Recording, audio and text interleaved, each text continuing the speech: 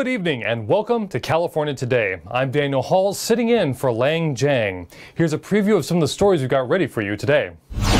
A non-profit organization is helping the families of two officers killed in El Monte last week. At the same time, one of the officers was posthumously honored with a promotion. Los Angeles is slowly rolling out jabs for children under 5. This comes after the governor ordered hundreds of thousands of doses after federal approval. And evacuation orders in San Mateo have been lifted as firefighters get a blaze under control. We'll have those details and more. The families of two officers who were killed in Los Angeles are getting help from a nonprofit that will pay their mortgages.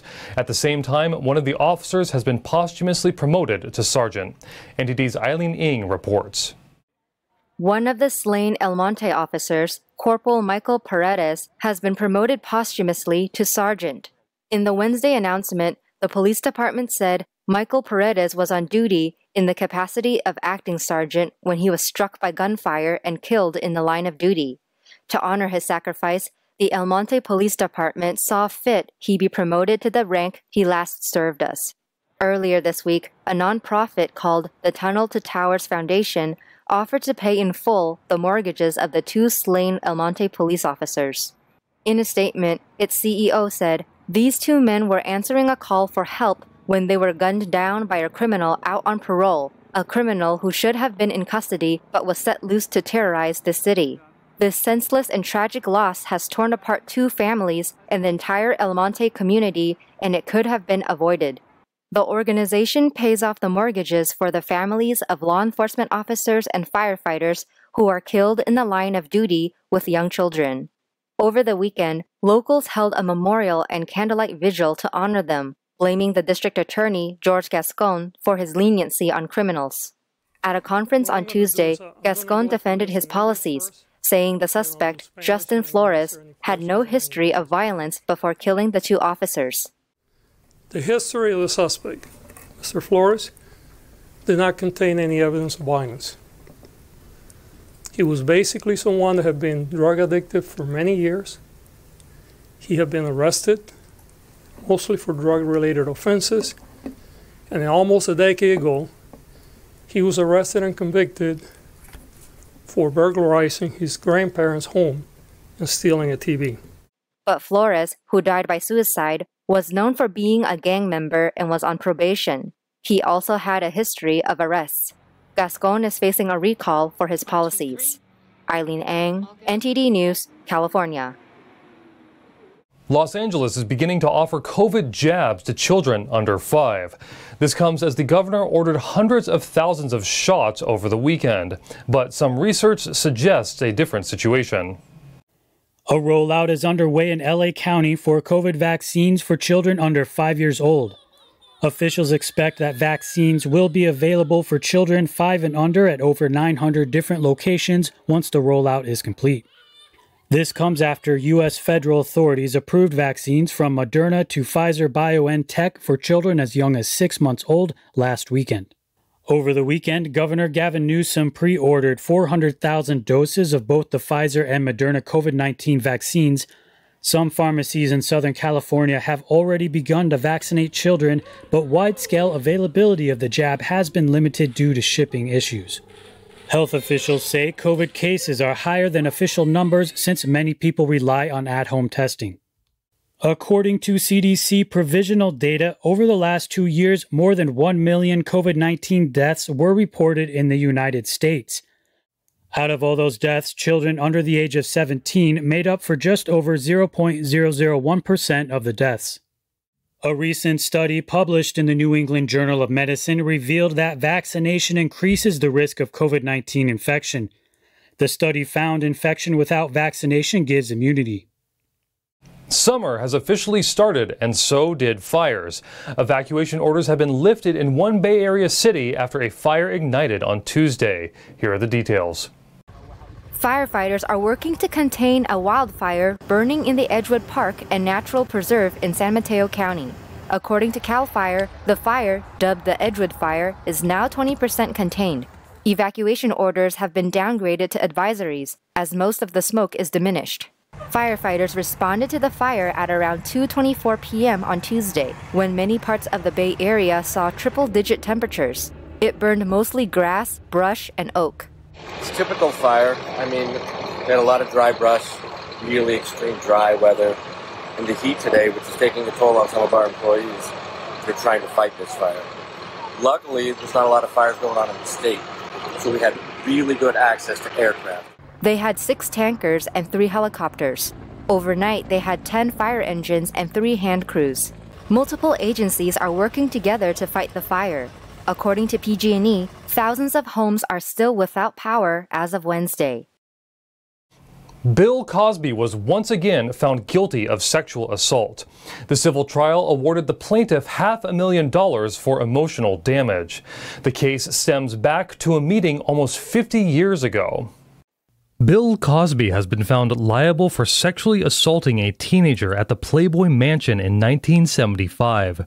The jury awarded the plaintiff, Judy Huth, $500,000 in damages for emotional distress. She said the distress came from her memories of the assault being brought back to life after other women made similar allegations against Cosby. Huth testified that the comedian invited her and a friend to the Playboy Mansion when she was 16 and he was 37. She says that Cosby then forced her to perform lewd acts. Cosby, who did not appear in person at the trial, denied the allegation. In a video of a deposition shown to jurors, Cosby said he did not remember Huth. He said the incident could not have happened. His reason was that he would not have pursued sexual contact with someone who was under the age of 18.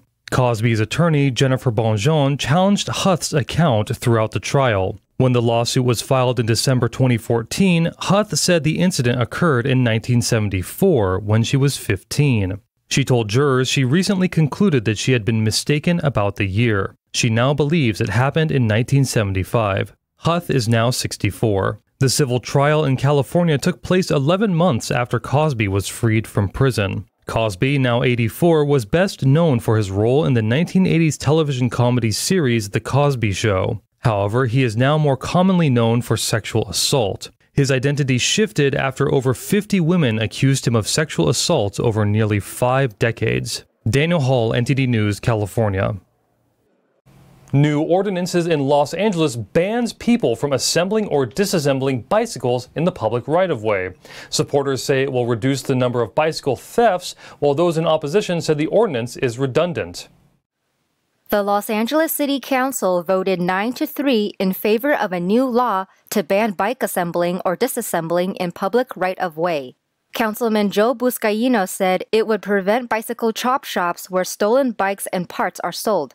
The ordinance will also give the Los Angeles Police Department a necessary tool to reduce the number of bicycle thefts in the city. Some neighborhood councils issued community impact statements in support of the ordinance, but several councilors, like Nathia Rahman, opposed the ordinance. She cited that there already exist laws prohibiting bicycle theft and blocking sidewalks. Los Angeles' chop shop ordinance follows neighboring Long Beach, which already has a similar ordinance already in effect.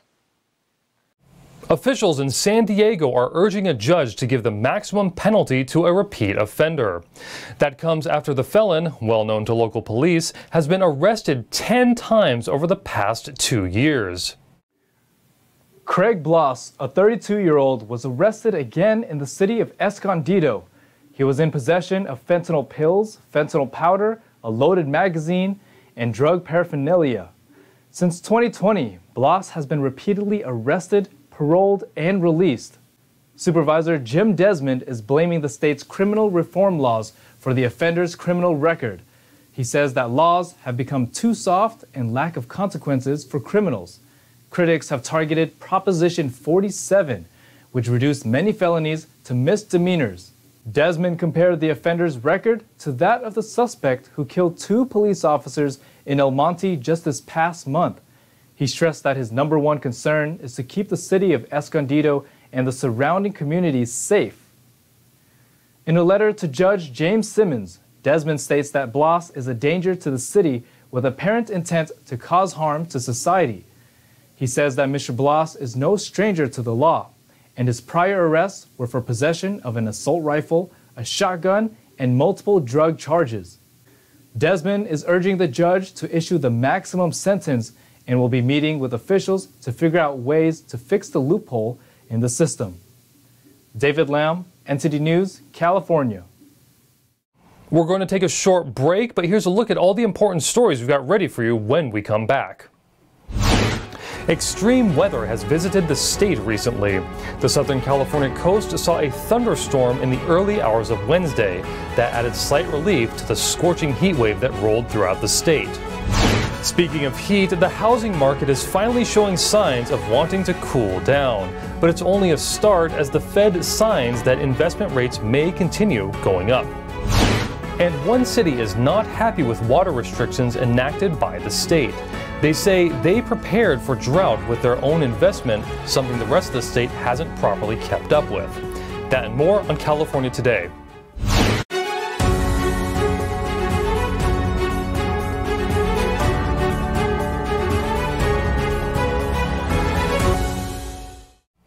It's hot, then it's rainy. The first day of summer brought in thunderstorms and record heat to many parts of the state.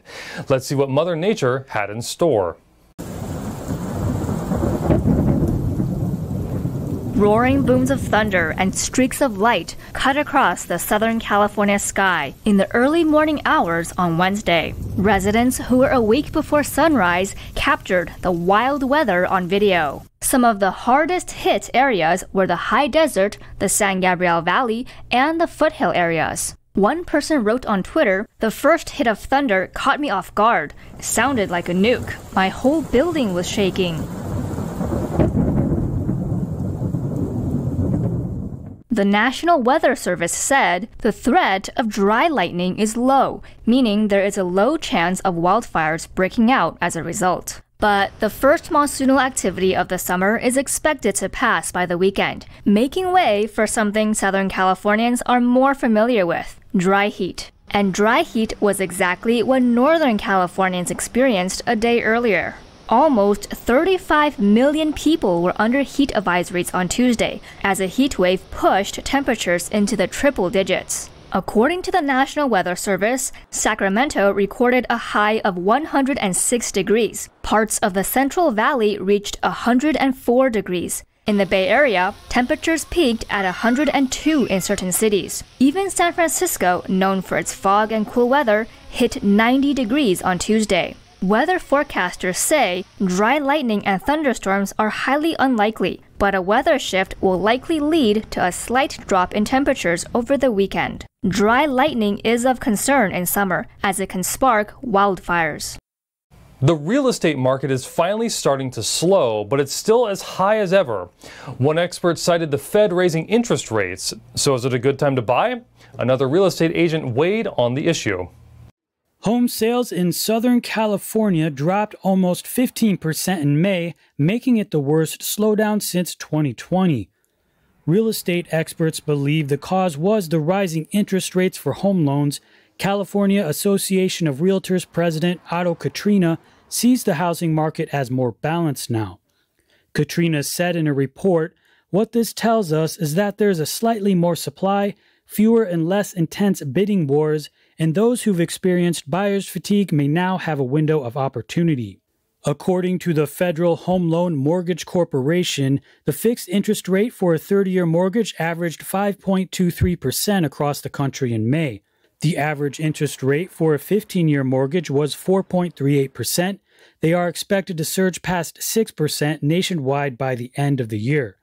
So for the question on every home hunter's mind, is it a good time to buy a home now? Harry Hsu, a real estate agent at eXp Realty, advised against it. He told the Epoch Times home prices may drop because the interest rate may rise again soon. Hsu said, "There are always more home buyers than sellers. I don't think this is the best time to buy a home." He recommends potential home buyers wait for the market to cool down. Allegations of price increases and broken promises have many customers outraged in Southern California. In an almost unanimous decision, city councils in both Irvine and Huntington Beach have voted to audit the Orange County Power Authority. On June 14th, customers from Irvine and Huntington Beach lined up in front of council members to express their anger and concern against the Orange County Power Authority, or OCPA. The company has been accused of falsely advertising their prices and ignoring Public Records Act requests. It's dirty, it's murky, there's nothing clear about this in any way. The whole thing just seems like a scam. I can't really describe it as anything else. Last month, the California Public Utilities Commission fined OCPA for its failure to purchase enough electricity for customers. Many customers said the electric company lacks transparency and affordability. One resident cited a 22% monthly price increase after switching to OCPA. Councilman Larry Agron had initiated this meeting to question the electric company's financial history and the compensation of its staff members. What are the monthly and yearly actuals, both revenues and expenditures, compared to OCPA's historical budgets? How much were its original revenues and projections versus where we stand today in terms of revenues being received? He agreed with many customers that the company needs to provide answers to these ongoing concerns.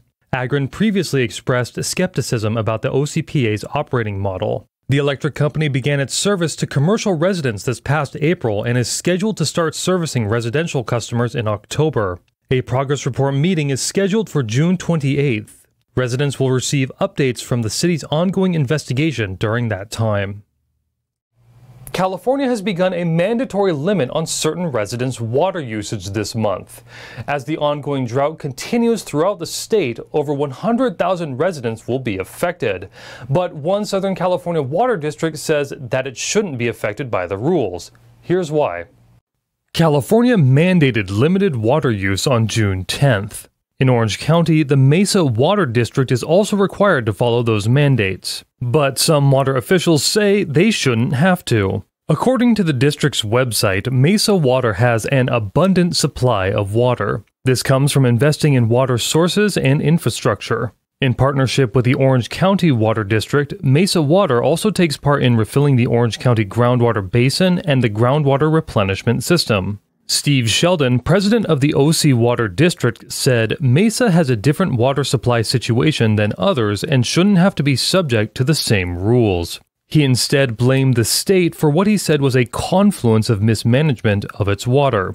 Sheldon cites Proposition 1 from 8 years ago, a $7.5 billion bond to fund state water infrastructure projects. He said, "We're not going to see anything substantive built for another decade." His comments come as California heads into extreme drought for the summer. Celeste Carrillo, a spokeswoman for Mesa Water District, said, "We encourage everyone to use water wisely, but for the most part, Californians are efficient water users."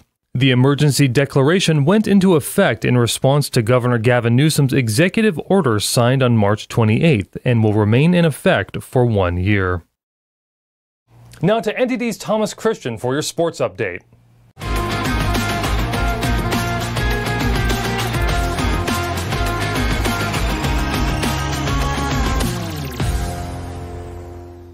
I'm Thomas Christian, giving you your California Today Sports Roundup.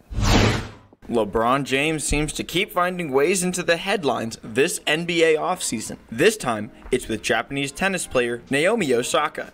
The two are now business partners in a brand new media company aimed at telling stories that cross cultural barriers, Osaka announced on Tuesday. Hanakuma, which translates to flower bear, will produce stories that are culturally specific but universal to all audiences, and already has multiple projects lined up, according to The Hollywood Reporter. LeBron James and Maverick Carter's The Spring Hill Company will serve as financing, operations, and producing partner for Hanakuma. The production company is the latest project from the 24-year-old Osaka and her longtime agent, Stuart DeGewitt. Half a century since the passage of the landmark U.S. Title IX law, Olympians and trailblazers say the legislation profoundly transformed global sport for women.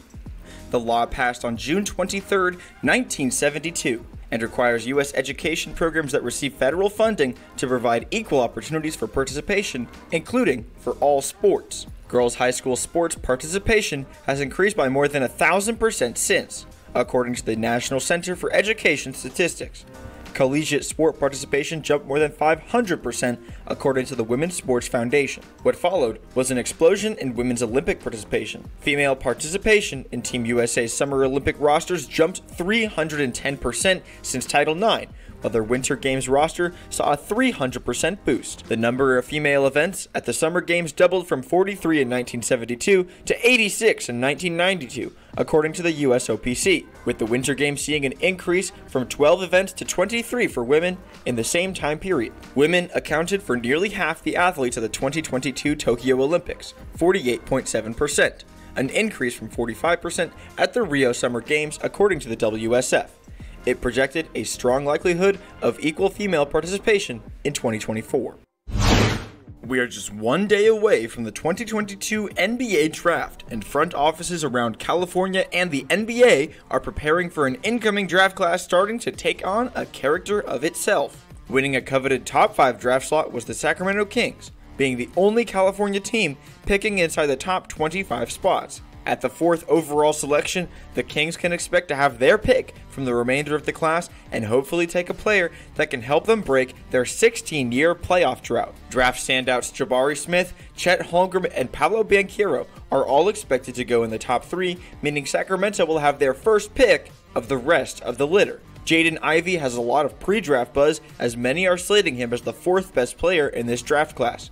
A sophomore guard from Purdue standing at 6'4" and 200 pounds, many are drawing comparisons between Ivey and 2022 NBA Most Improved player Ja Morant for having the same relentless playing style. Other candidates for the Kings' 4th overall selection include Shaedon Sharpe out of Kentucky and Keegan Murray from Iowa. Sharpe looks to be a dynamic 6'6" guard with incredible athleticism.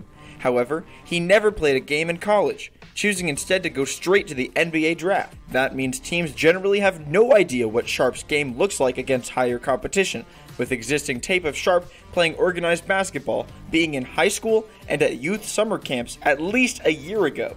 Keegan Murray looks to be a safer bet and a better fit with Sacramento, as the Kings already have plenty of guards on the roster. Murray is a 6'8" forward that averaged 23.2 points per game at Iowa in his sophomore season. He also showed tremendous ability to space the floor, shooting almost 40% from three-point range last year. The Kings finished the 2022 season with a record of 30-52.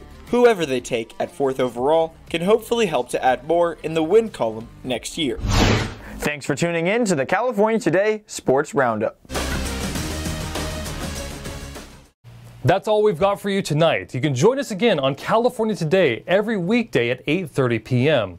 If you have any news tips or ideas for our show, or if you just want to let us know how we're doing, send us an email at california.today@ntd.com. I'm Daniel Hall, sitting in for Lang Jiang. Have a wonderful evening.